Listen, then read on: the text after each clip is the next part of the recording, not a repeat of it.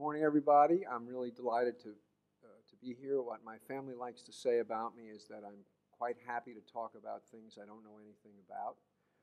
And when I mentioned that I was talking about this, they regarded it as an instance of the generalization. So I speak with some trepidation, but that's never stopped me before, and why should it stop me now? Since the theme of this whole gathering includes love, I've included love. The focus really, as you'll see, is much less on love than it is on empathy and its consequences. But I think empathy is an important constituent of love, so I managed to feel like I was being faithful to the general theme. And here is the message of my talk. A quote from Graham Greene. One can't love humanity, one can only love people. We will see the respects in which that seems to be true.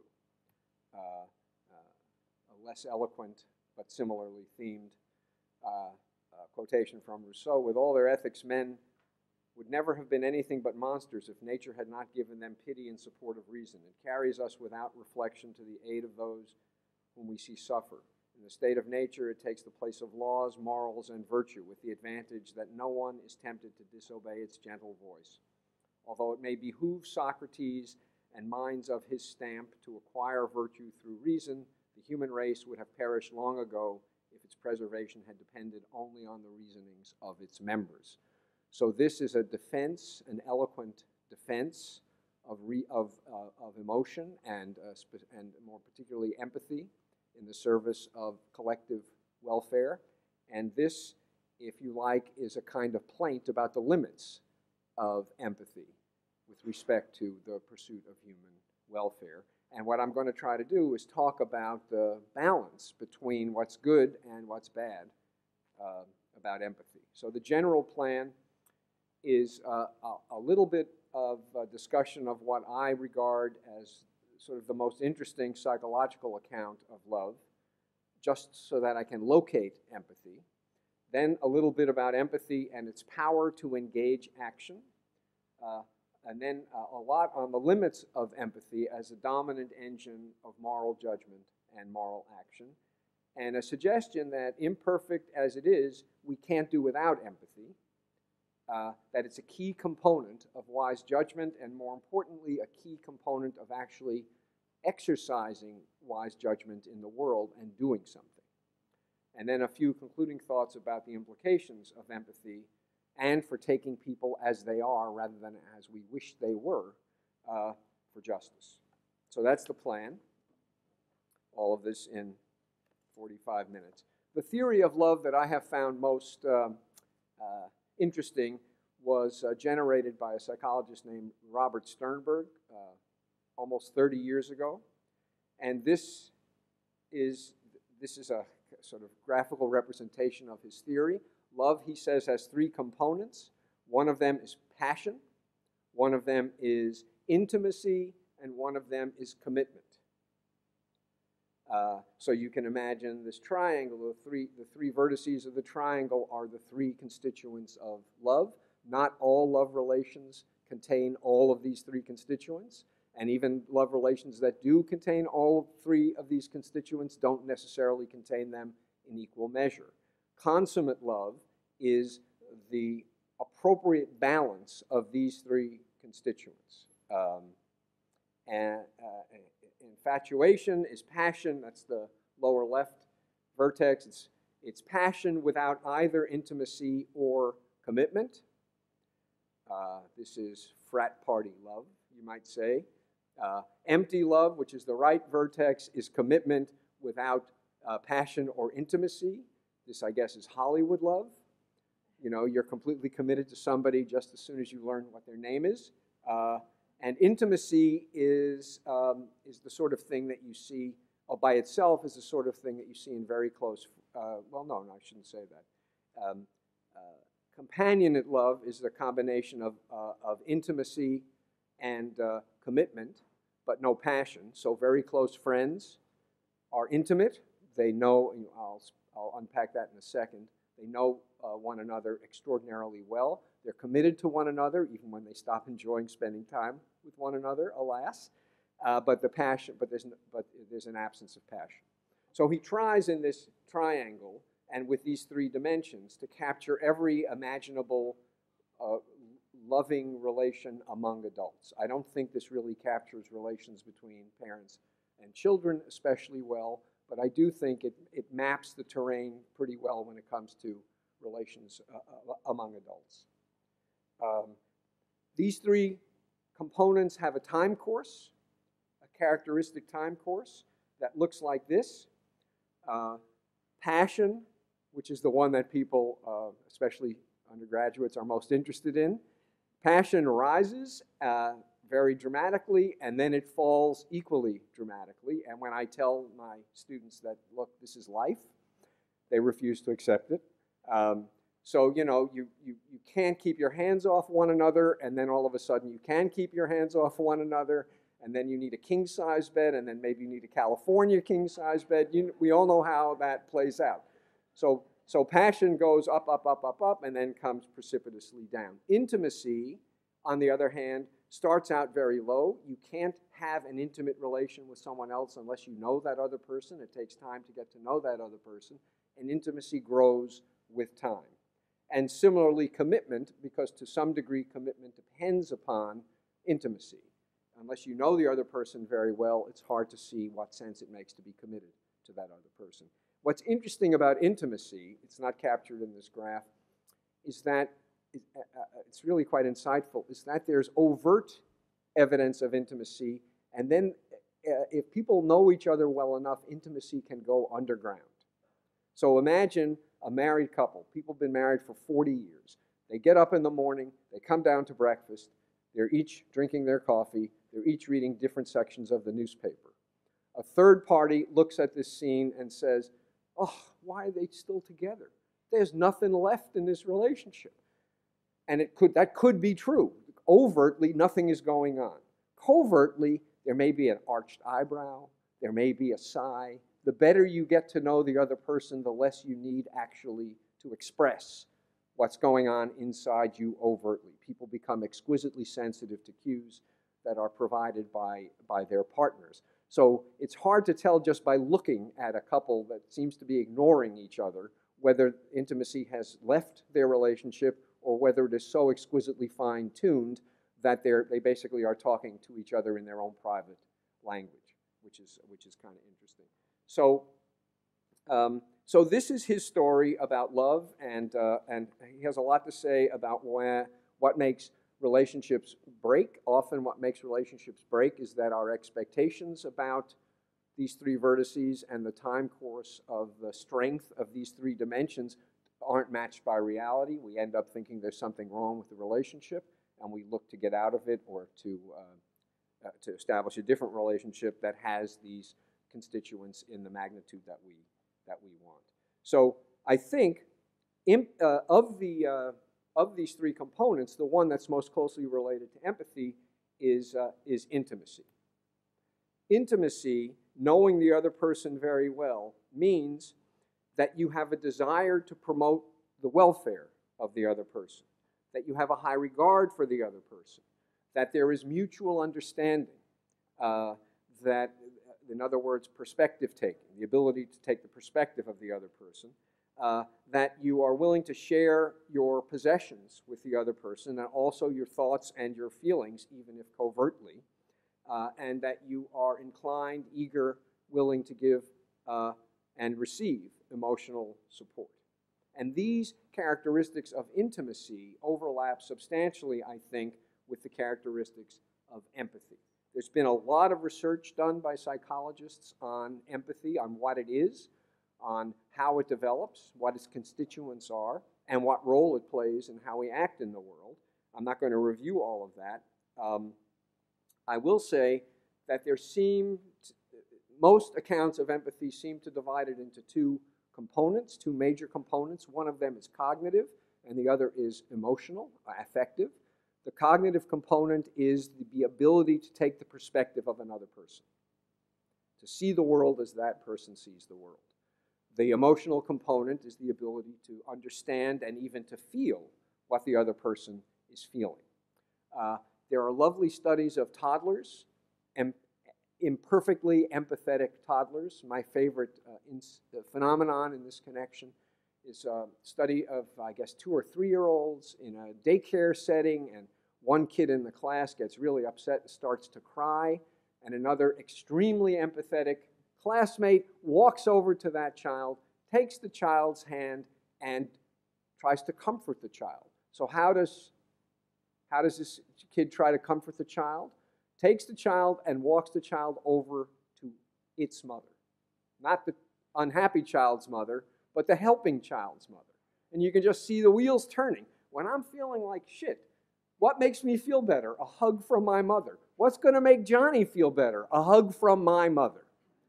So, exquisite sensitivity to the suffering of other people and really pretty bad ability to take the perspective of other people, and that's what develops with increasing cognitive sophistication.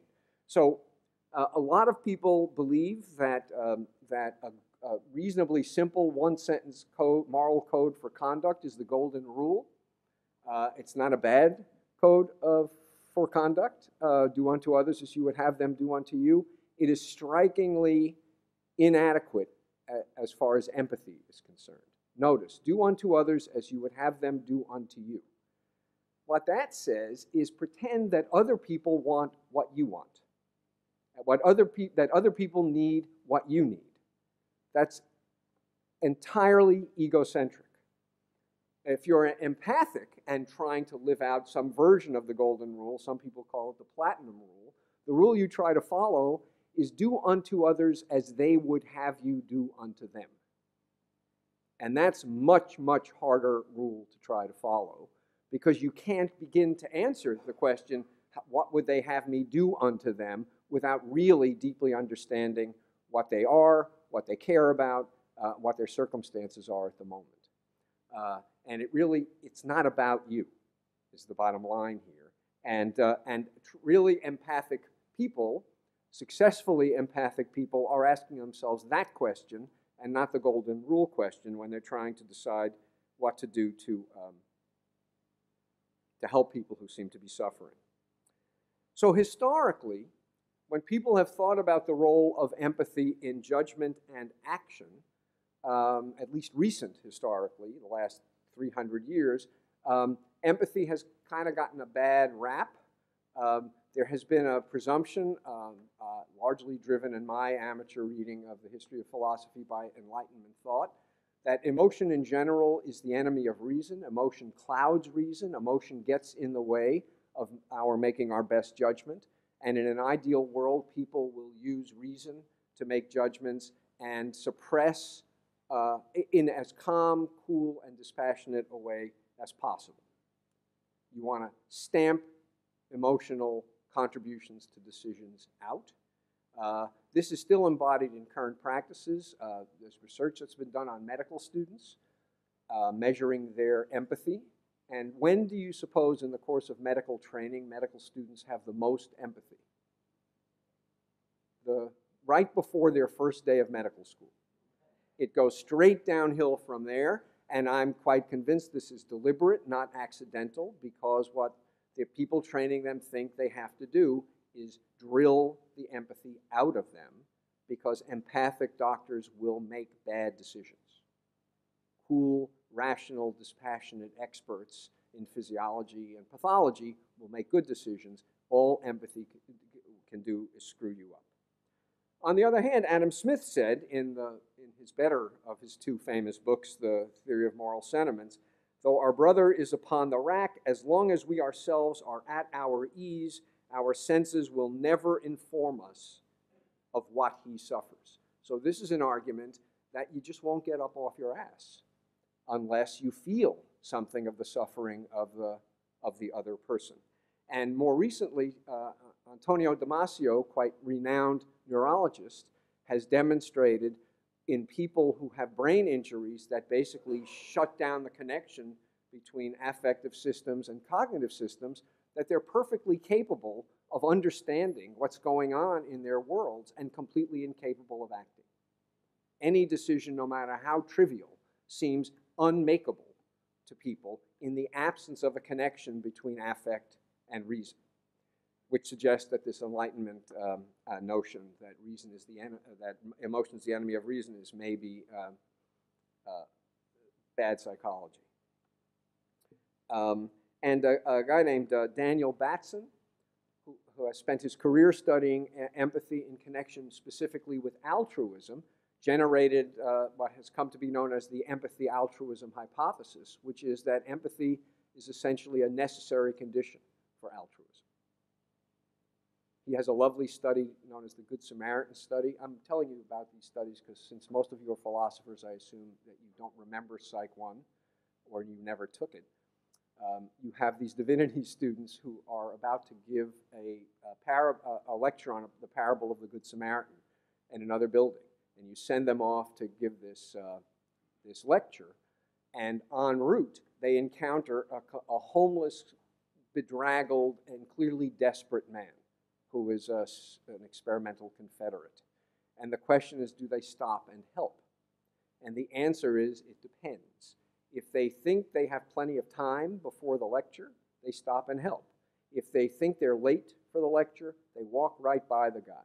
No doubt, rehearsing their lecture on the parable of the Good Samaritan as they walk right by the person who's desperately in need of a Good Samaritan. So he thinks empathy is critical for altruism, and there are lots of things that people can experience that will actually interfere with the experience of empathy and thus with altruistic activity. So what do we now know about empathy and action? There's a very important paper written by a psychologist who studies decision-making named Paul Slovic called "If I Look at the Mass, I Will Never Act. If I Look at the One, I Will."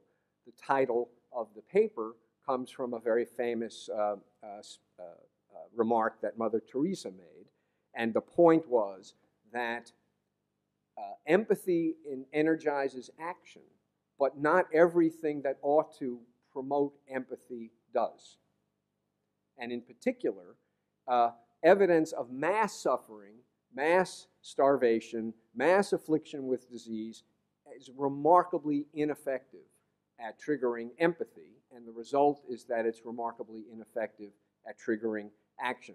Despite what we heard yesterday about the outpouring of support for the victims in Haiti, this is an exception, and I think the reason for the exception is that there were so many vivid images of individual people suffering in Haiti that somehow overcame the magnitude of the tragedy. There are many, many, many similar tragedies that don't have pictures and videos attached, that people manage to shake their heads sorrowfully about and do nothing to in any way ameliorate.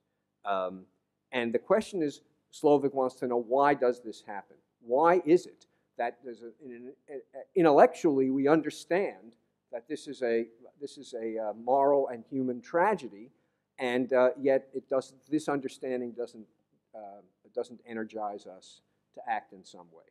And the way he understands it is merely an instance of what has become a very general way of understanding how the mind works, largely inspired by the work of Daniel Kahneman and Amos Tversky. I assume you're to some degree familiar with this work. But the way Kahneman and Tversky think about mind is that it contains at least two subdivisions, one of which they elegantly name System 1, and the other of which they equally elegantly name System 2, remarkably descriptive labels. The System 1 is fast, it is automatic, it is non-conscious, and it is not governed by rules. It's mostly governed by associative processes. System 2 is slow, deliberate, conscious, and rule-governed. Rules meaning rules of logic, rules of probability, and so on. And the view that Kahneman and people following his lead have articulated is that we don't decide whether the problem we face, like what should I order for breakfast, we don't sit there facing this decision and say, should I use System 1 or should I use System 2? Is this a decision worthy of my time and effort or not? Instead, System 1 simply delivers an answer to the question. This is what I should have for breakfast. And the question is, do you act on the answer, or do you now resort to laborious, effortful, time-consuming deliberation? System 1 is not discretionary, it's obligatory. System 2 then sort of oversees the connection between the results of System 1 and what we actually do. This has become a pervasive way of thinking about how minds work in many, many different domains. I'll give you an example of this in action because it's so amazing. I don't know how many of you are familiar with this illusion. These two tabletops, the same or different? Obviously, they're different. Yes? But why would I be showing them to you? So let's see if they're different. Let's draw a little outline around one. Let's move it. Unbelievable. One more time. Instant replay. Slow motion. Now, we understand, because we understand a lot about how the visual system works, why this illusion exists and why it's so powerful. Now, the question is, what does our understanding do to how we see these two tabletops? And the answer is, it does nothing at all. They will continue to look different. They will always look different, but we will learn not to say that they are different because we have evidence that they are the same. System 1, delivering the perceptual information, says and will always say different, different, different, different, different. System 2 has learned to take the output from System 1 and modify it. And so this is a kind of metaphor for how these two systems relate to one another. I'll eventually get back to affect. Here's another example of this. A bat and a ball cost $1.10 in total. The bat costs $1 more than the ball. How much does the ball cost? You don't need a calculator for this. The modal answer to this question is the ball costs a dime. The bat costs $1 and the ball costs a dime. Is this the right answer? How many of you thought this was the right answer? So what happens is when you give this to people, how many of you still think this is the right answer? When you give this to people, everybody thinks the bat costs $1 and the ball costs a dime. Some people then say it. Other people go, wait a minute, let me check. Yeah, but then that wouldn't work because then the bat wouldn't cost $1 more than a dime. I got to go back. I got to revisit. What do I know about simple algebra? Blah, blah, blah, blah. No. The bat costs $1.05 and the ball costs a nickel. System 1 is telling you the answer to this question. The bat's $1, the ball's a dime. If you stop with the results of System 1, end of story, wrong answer. If you decide to engage System 2, the reflective, rule-governed, deliberative system, you check your work and you discover you made a mistake and you change your answer. That's not going to make the impulse about what the right answer is change. It's just going to change whether you go with that impulse or you modify it. And 50%, 60%, 70% of students at places like MIT and Princeton get this wrong. And many of the students who get it right, if you look at their paper, they write a dime and then they cross it out and they write a nickel. So you sort of have documentary evidence that System 1 has given them the same answer it gives everybody else, but they have decided not to stop there. So this is the way to think about these two systems. And Slovik's point is that a lot of our moral judgments are driven by System 1-like processes. A lot of our moral actions are driven by System 1-like processes. So he says this is what empathy should look like. If you plot the value of saving lives against the number of lives that will be saved, the relation ought to look like that. That is, the more lives you're saving, the more valuable the intervention. Seems pretty straightforward. Or he says maybe not like that, because maybe as the number of lives at stake gets bigger and bigger, the magnitude of the catastrophe grows nonlinearly. Maybe it should look like this.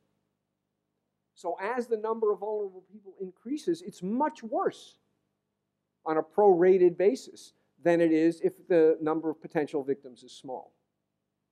So you're inclined to devote, $10 to saving one life, $20 to saving 2 lives, but much, much, much, much more money to saving thousands of lives. The trouble is that it doesn't look like either. this or this. It looks like something else. And Slovik, has done a lot of research on this very phenomenon. There is something that has come to be known as the identifiable victim effect. One kid falling into a well generates inordinately more concern, effort, contributions than 1,000 people or 10,000 people or 100,000 people dying of starvation. Because it is this one kid who has a name and a face and a biography. And this arouses our affect, and what leads us to act is our affect, system 1, not our calculation, system 2. So Slovik has come to call this the affect heuristic, adding it to other heuristics that Kahneman and Tversky had discovered over the years. I hope you can read this. Food shortages in Malawi are affecting more than 3 million children. Will you make a contribution? In Zambia, where rainfall deficits have resulted in a 42% drop in maize production, as a result, an estimated 3 million Zambians face hunger. Will you make a contribution? 4 million Angolans, 1/3 of the population, have been forced to flee their homes. Will you make a contribution? And so on. Contrast all of these things that focus on the magnitude of human suffering with Rokia, a 7-year-old girl from Mali, desperately poor and faces a threat of severe hunger or even starvation. Her life will be changed for the better as a result of your financial gift. With your support and the support of other caring sponsors, Save the Children will work with Rokia's family and other members of the community to help feed her, provide her with education, as well as basic medical care and hygiene education. So this charitable organization called World Vision launched a campaign that focused on identifiable lives like Rokia's. You'd get a mailing that had a photograph and a life story, and you were asked, would you be willing to contribute $18 a month to support this child's material circumstances? And this campaign exploded the success of World Vision. People who would not write a check for $20 for the 4 million people, 3 million people who are starving in Malawi were happy to write a check for $18 a month for this one person. This is not the way the empathy-action relation ought to go, but what it does is you identify victims. This produces affect. The heuristic we use is the worse we feel, the more we should act, which is not, a totally bad heuristic, but it simply doesn't scale up in the way that we want it to scale up. Another example of this is a study on saving pandas, where they were soliciting donations to save the panda, and some people were told that a team of zoologists had found a number of pandas, either 1 or 4, in a remote part of Asia, and they were soliciting donations. The number of pandas at risk was represented either by big dots on a whiteboard or by photographs of pandas. So there was 1 dot, or there were 4 dots, there was 1 picture of a panda, there were 4 pictures of a panda. The question was, how much money were people willing to contribute? The answer is that it had less to do with how many items were on the whiteboard and more to do with whether the items were dots or pandas. If you want people to contribute to saving the panda, show them pictures of pandas. Do not show them statistics. There's also, Slovik points out, something to what might be called the psychophysics of suffering. People respond more to ratios than they do to absolute values. Saving 80% of 100 lives at risk. Contrast, saving 80% of 100 lives at risk with saving 20% of 1,000 lives at risk. If you had to make a decision about which of these two charitable enterprises to support, which would you support? The one that will save 80% of 100 lives, or the one that will save 20% of 1,000 lives? Overwhelmingly, people prefer the one that will save 80% of 100 lives, although that means 80 lives instead of 20% of 1,000 lives, which means 200 lives. because what people are doing is calculating ratios, not absolute values. And the psychophysics of suffering is one where basically it's the psychophysics of all sensory processes. We are much more responsive to ratios of difference between individual sensory events than we are to the absolute magnitudes of those differences. This is a sensible way to build a sensory system because you can then collapse the dynamic range over which the system has to be responsive. It's more efficient to design systems in this way.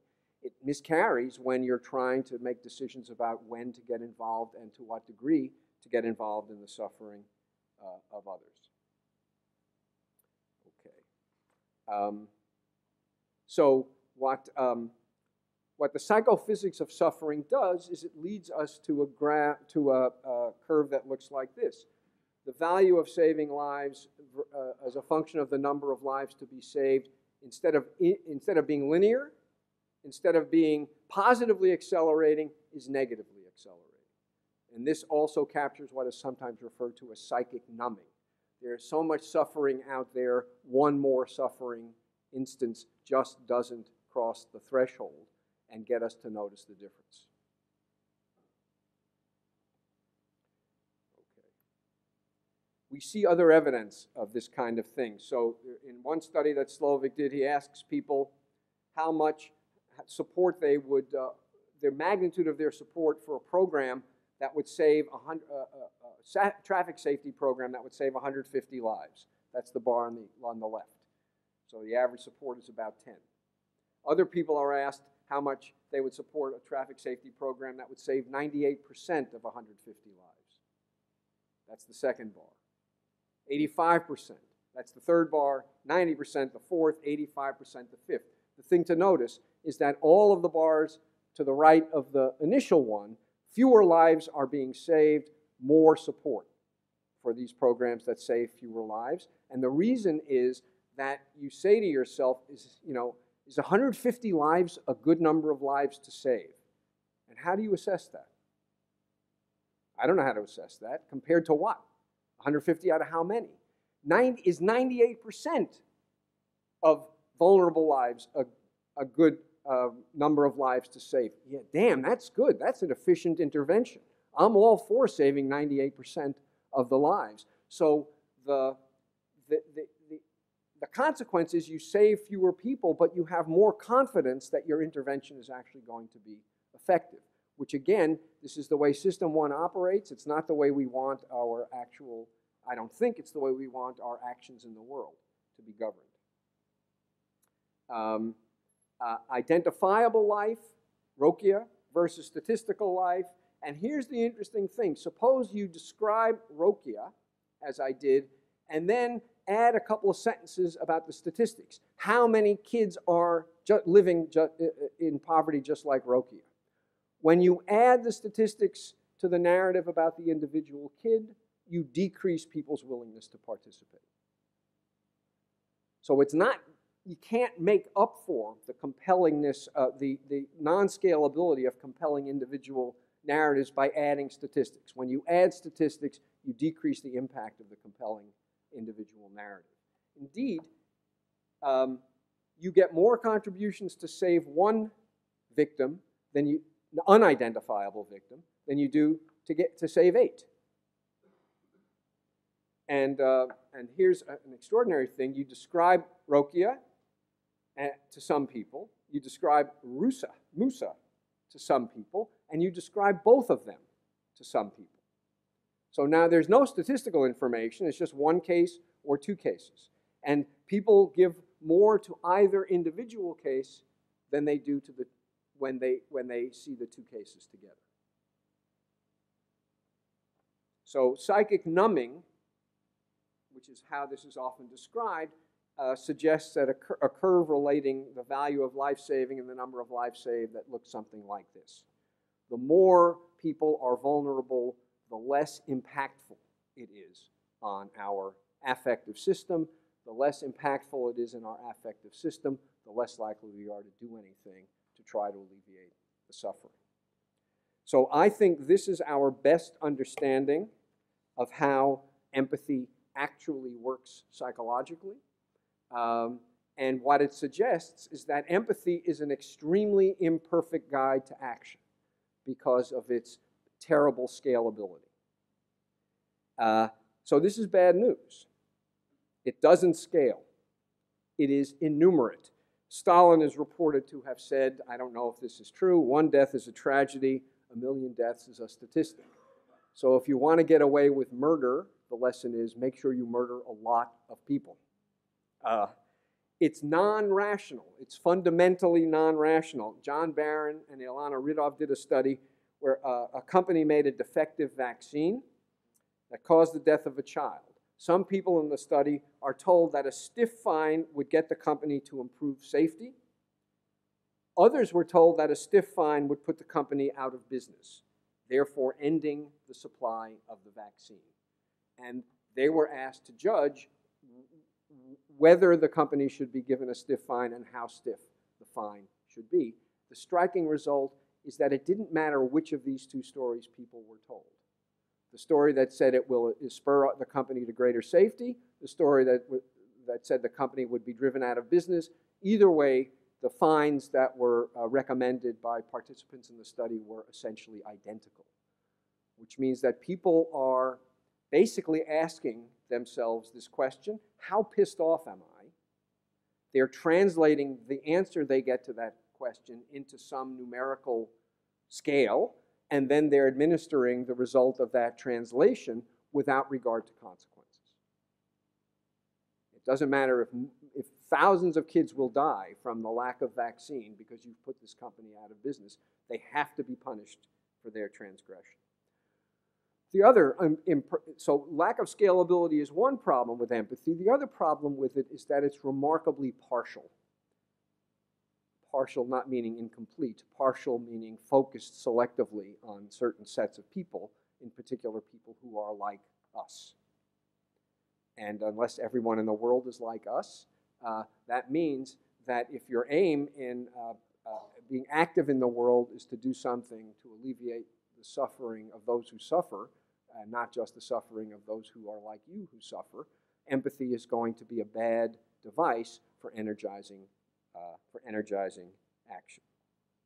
Okay, so this is the bad news about empathy. There's good news about empathy, and that is there's reason to think that people can learn how to use empathy to get them going, to get them active, to get them committed to doing something in the world, and simultaneously engage System 2 to enable them to calculate what a proportionate response would be and should be to the situation that they're trying to ameliorate. So in judging, empathy plays a critical role in making judges wise judges.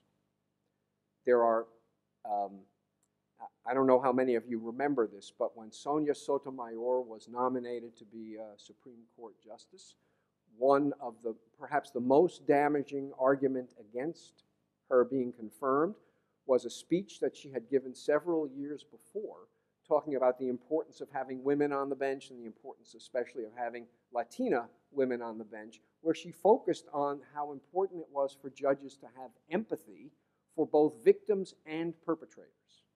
And it is easier to have empathy if the people you're sitting in judgment on are like you than if they're completely alien to you. So she made this speech, and people said, well, you can't have somebody sitting on the Supreme Court who's going to feel for the participants in the case. This disqualifies her. She's going to be biased. She's going to be partial. And she, of course, recanted and said, I didn't really mean what it sounds like I meant, although she did. And my view is that what she said in that speech is exactly right. These are exactly the kind of people you want sitting on the bench, people who can inhabit the lives of the people they're sitting in judgment of, but also step away from those people and look more dispassionately at the situation. Anthony Kronman, a distinguished lawyer and law professor at Yale, wrote a book in which he said judges need bifocals. And I think that's true. And lawyers need bifocals, and doctors need bifocals, and teachers need bifocals, and parents need bifocals.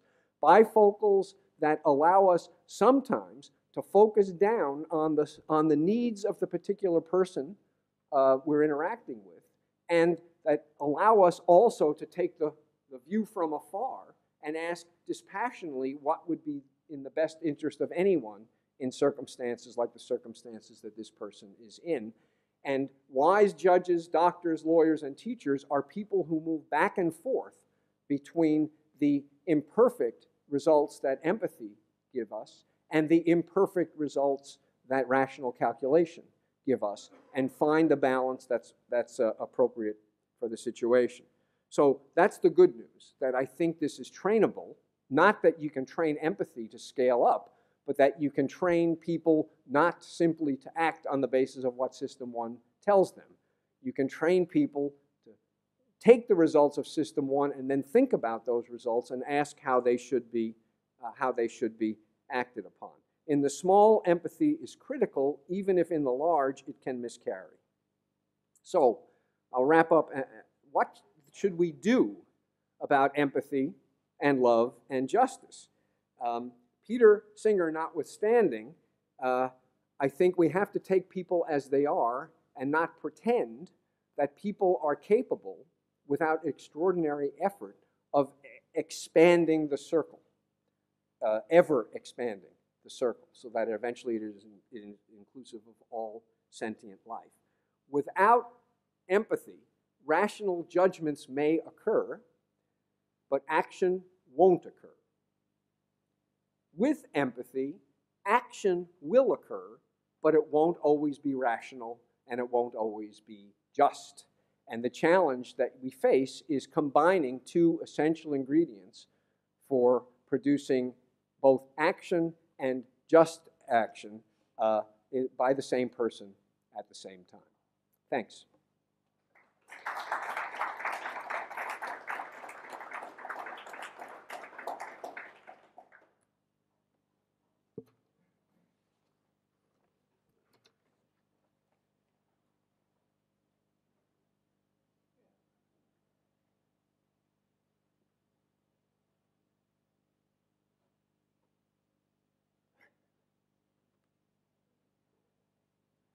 Musical interlude. Ladies and gentlemen, Smokey Robinson and the Miracles. Return local.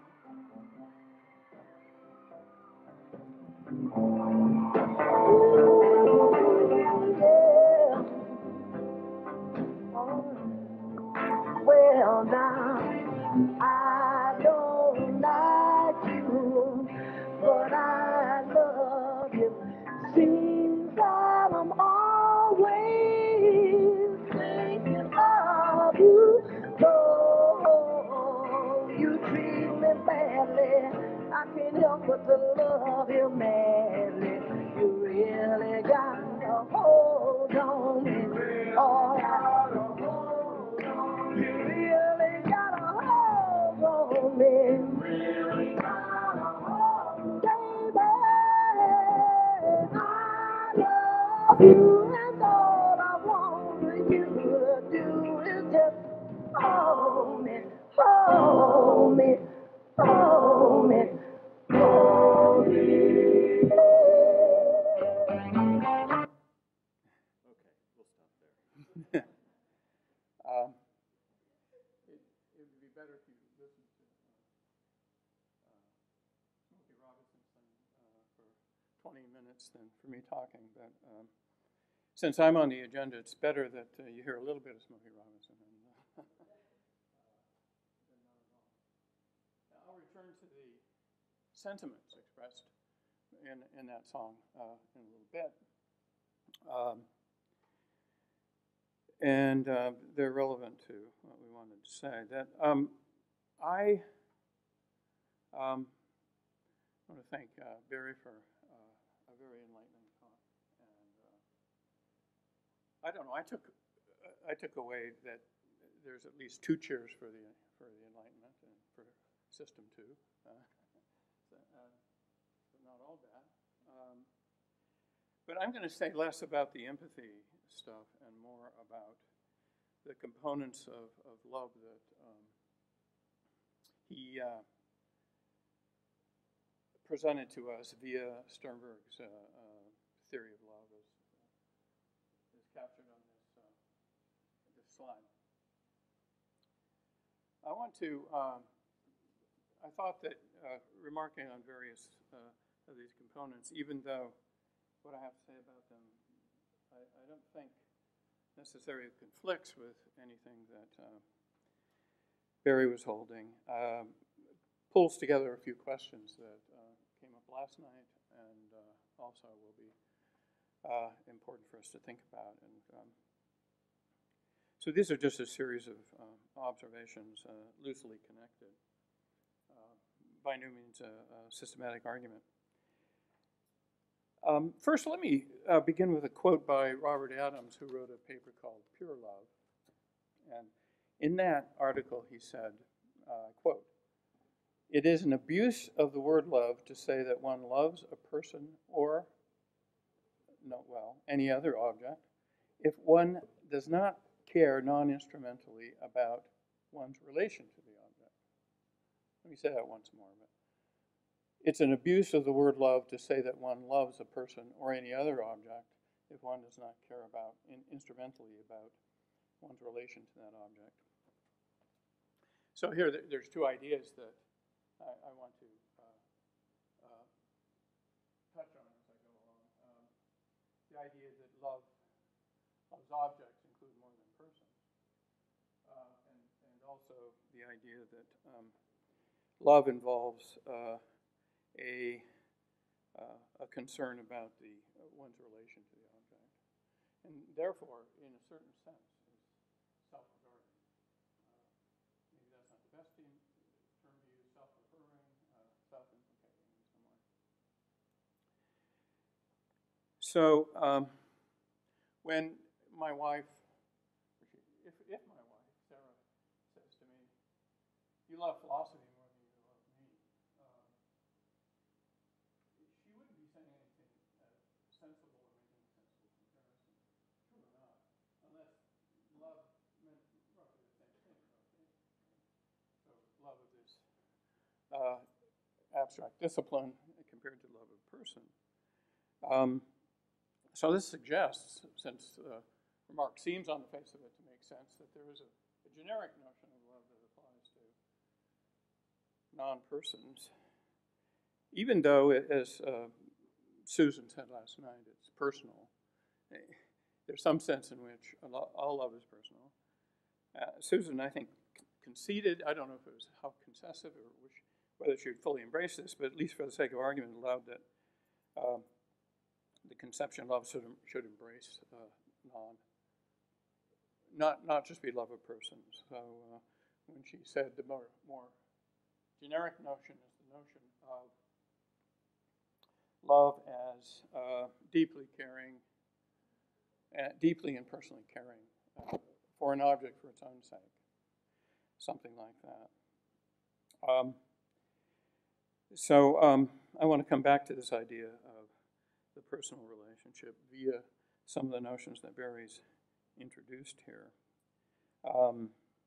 So that was the first point, that although much of our concern for very obvious reasons is with love of persons or person-like creatures like dogs, things that can reciprocate in some way. It's important to recognize the more generic notion of which love of persons is an instance, because otherwise it might distort what you think about the personal case. But also it's important to the themes of this course, because when you talk about love as valuing that gives meaning to your life, surely if there's love of objects, that's a big part of that. So I want to make some remarks then about some of the components on this pyramid slide that Barry discusses: intimacy, liking, commitment, and passion. Now, obviously, as Barry admitted, seems, especially with the word, the term passion and the centerpiece, the consummate love.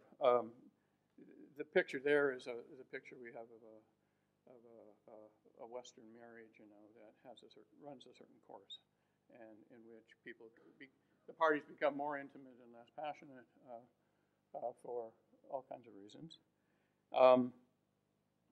But of course, as Barry knows, it doesn't apply to what he calls companionate, or Sternberg calls companionate love, necessarily anyway. Although at its best, consummate love seems to entail companionate love. But normally, if we think of close friendship as an instance of this, and in particular, people who are companions, who hang around together, who do things together, right? Who pal around together. Not all friendships are like that, and they're not necessarily defective for that reason.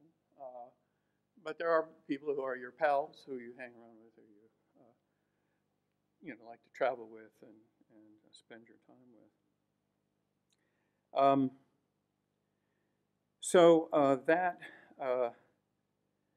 But this involves, maybe this is something like what Aristotle had in mind by pleasure friendship or something like that. But because at least if companionate friendship involves intimacy, and intimacy involves liking, as the theory has it, it'll refer to a type of friendship or relationship in which there's mutual liking. Aristotle says in his discussion of friendship that it's hard to form friendship with old people and with sour people, because it's hard to get pleasure out of that relationship, and friendship involves enjoyment and liking. I think he's right, at least about one kind of friendship, and I hope he's not right about the old people, but I think maybe the sour people. It's a fair enough remark. But not all loves involve friendship, and indeed not all friendships, at least not close friendships, involve love. So I want to talk a little bit about intimacy and liking. Intimacy, I hadn't really given much thought to this, and frankly, I still haven't given a lot of thought to it. But I just want to raise some questions about it, because I think it's an interesting and under-theorized and complicated notion. Barry's idea is that intimate people know one another, and I think that's the idea of intimacy probably that's needed for holding this together. But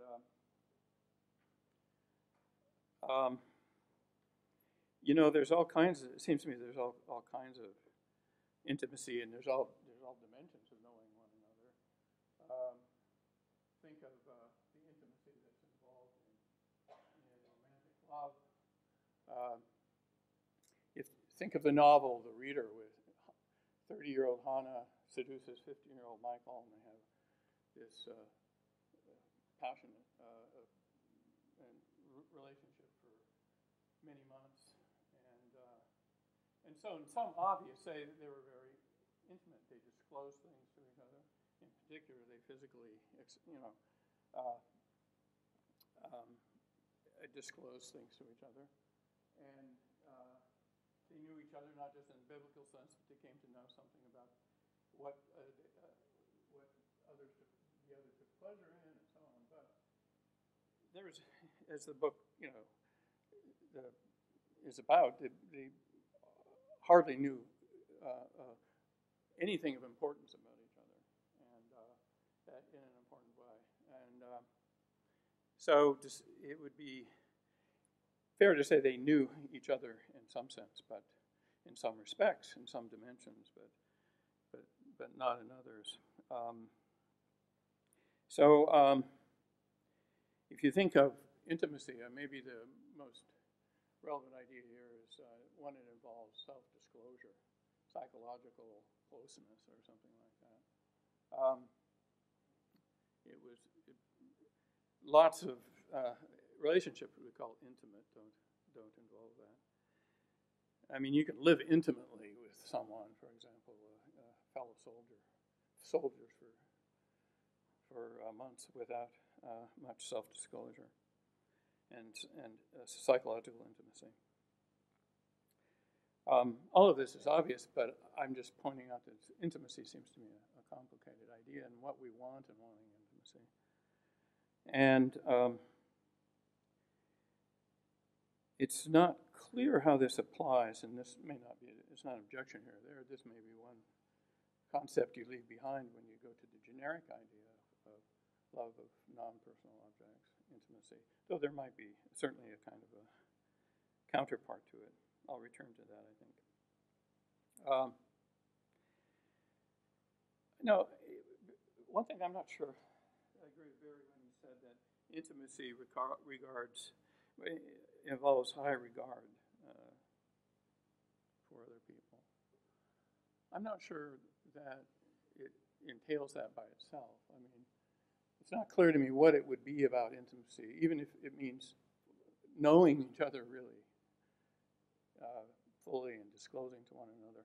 I suppose that would, in practice, involve trust to other people, but there might be other things to force this intimacy or to result. I mean, think of sisters who grow up together, or they bathe together, or they sleep together, or they disclose things to one another, but I'm not sure that entails high regard in the end. Maybe something else. Perhaps what you disclose you don't really like very much. And,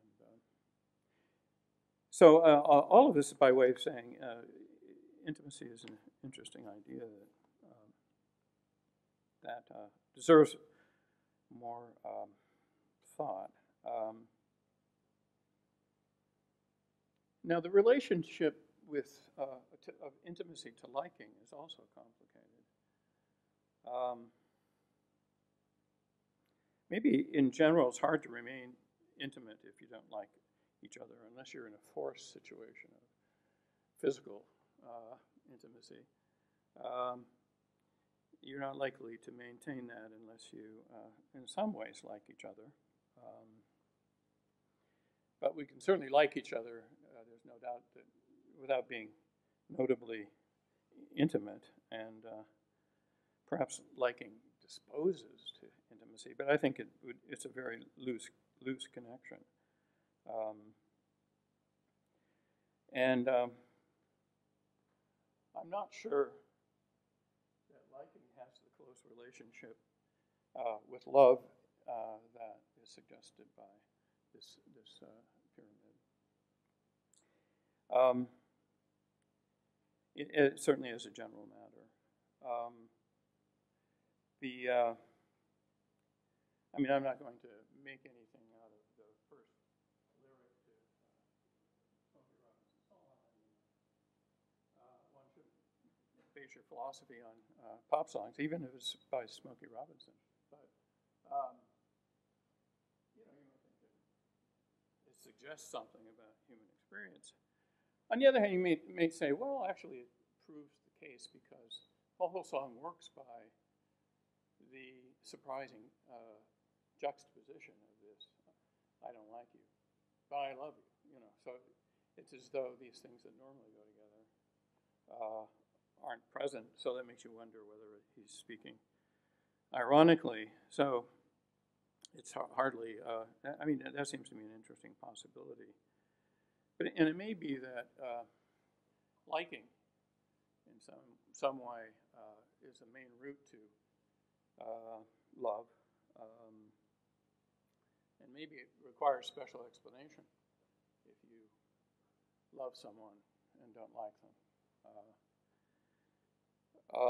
I mean, in the case of loving other objects besides persons, I think, I haven't thought this through for all cases, but it'd be very surprising. I mean, I don't think we'd understand some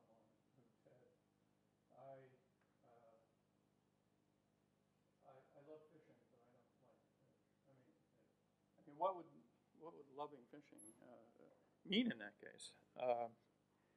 So maybe there's something else about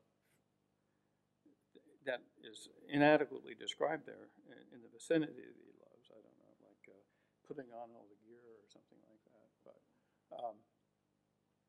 But so liking, I do think it's a plausible thing to say that it goes often with loving things, liking them. But I agree with Velleman that you can love someone in what I would regard as a serious and non-loose sense without liking them much. I said much, now that may be a hedge that I'll return to in a moment, but think this is not autobiographically accurate, but suppose I have a sister who's deeply estranged in many ways, and we grew up together, and she's always been very troubled, difficult to deal with, and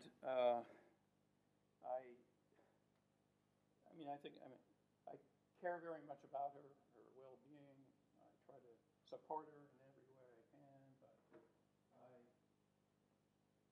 take no pleasure in a company like that. It's very painful.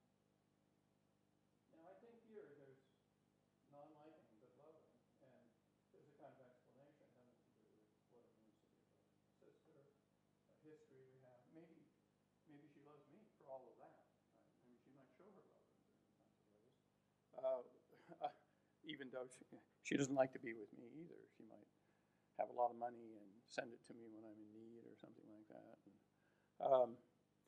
But all of this has little to do with liking, although there may be an anemic sense of like that doesn't mean enjoying being with, or that just means favoring something. I like it, I favor it. So it might be some anemic sense in which liking is entailed by loving, but I don't see a general connection, or even if it's typical in a lot of cases. Now, I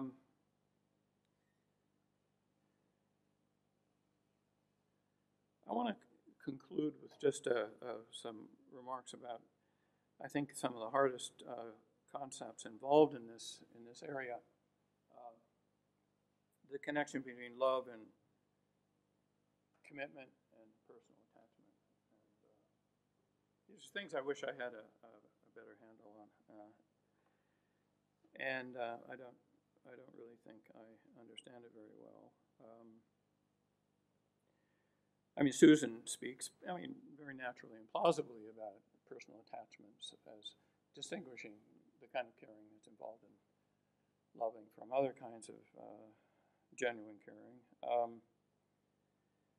Now, how do we understand this idea of it being personal?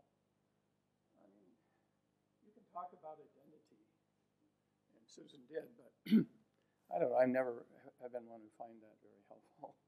I know a lot of people, it turns lights on for them, but I never have.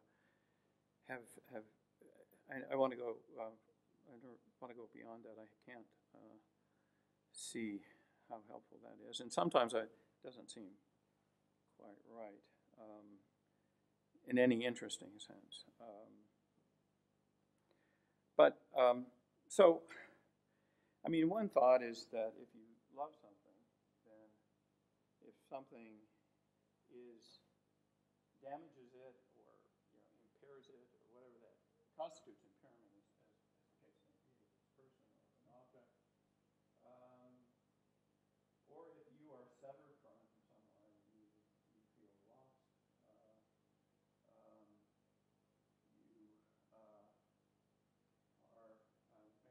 You feel it deeply. So if you're love philosophy and you are unable to practice it, then, or more abstractly, maybe philosophy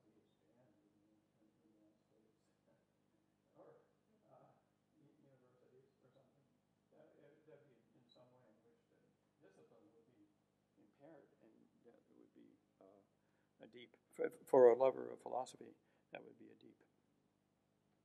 there would be a deep sense of loss. And for a practitioner of philosophy, it would affect his or her life in a deep way. So there's some sense, obvious sense of loss, but how's that connected with two other things? I wonder. So one is an idea of vulnerability that might go with all caring, that serious caring,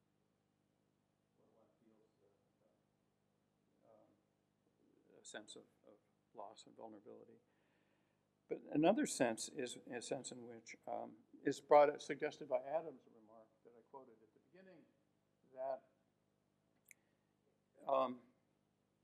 if you love something, whether it's a person or some other object, you care about having and maintaining a relationship with them. And I said that brings in self-regard. And he makes this contrast with impersonal benevolence. He says, you can, wish well for everyone, but just from the standpoint of impersonal benevolence, it doesn't matter whether you help them or make their situation. All you want to be the case, basically, is that it happens that they do well off. Now you want that for your loved ones as well, but you want, and here's terminology which, in the context of the article, makes sense. It's a bit religious, but you want to serve the object that you love. Now that doesn't mean, as Velleman suggested in the post described by Susan yesterday afternoon, that you're ready to meddle in their lives all the time. In fact, meddling in their lives would not be serving them all the time. You want to do what's best for them. What's best for them is maybe leaving them alone, right? So, but you want yourself to have a special relationship. You want at least to be among those who serve the other, and you also want to express your love. That's part of love, to want to express it. I don't know. In the case of philosophy, maybe it's wearing a T-shirt, philosophy rules, or baseball fan, expressing various things. But this expressive component is, as I think, plausibly connected to the self-regarding thing. That I'm making a statement about how I stand in relation to baseball or philosophy or some person or something like that. Finally, commitment is. Let me make a final remark about this self-regarding part, because some people regard it as egoistic in that sense, and I myself don't see that. But it is true that love can be a person can be at odds with itself, maybe even love with philosophy, in the sense that I agree with Adam, you want the relationship with the other person, but you also want the other to do well for her own sake. And those can conflict, right? I mean, it may be that continuing the relationship with that person is not good for them for various reasons. You tell all kinds of different stories. And so you might be in a position to think that it's better to write off the relationship for them. And love, and both of these motives come from love. I mean, both the motive to maintain the relationship and the motive to not. In one case, one wants to maintain one's relation to the other, so it's self-concerning, and the other not. I guess I've gone on long enough, but commitment is something that baffles me, because I want to say, for example, that I love philosophy, but I'm not sure what it means to say that I'm committed to it, beyond the fact that it engages a large part of my life. I mean, for example, if I stopped doing philosophy, I know if someone